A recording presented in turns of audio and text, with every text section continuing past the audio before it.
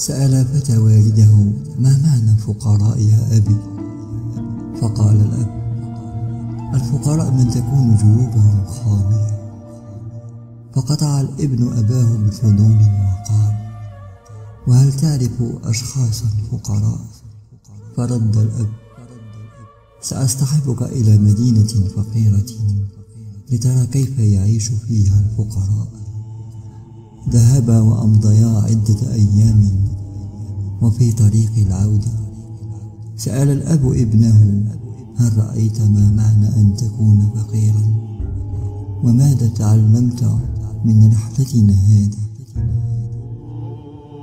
تنهد الابن ولمع الحزن في عينيه وقال: ننتظر الخدم لتلبية احتياجاتنا، ومن أسميتهم فقراء يقومون بخدمة بعضهم البعض.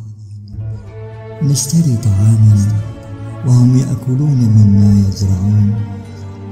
لدينا جدار ليحمينا وهم يتراصون بجانب بعضهم البعض. لدينا بركة ماء وهم لديهم جدول. لدينا فوانيس لنضيء حديقتنا، ولديهم نجوم تتلألأ وتنير دروبهم. لمنزلنا حديقة مصورة، ولمنزلهم حقول بامتداد الأفق.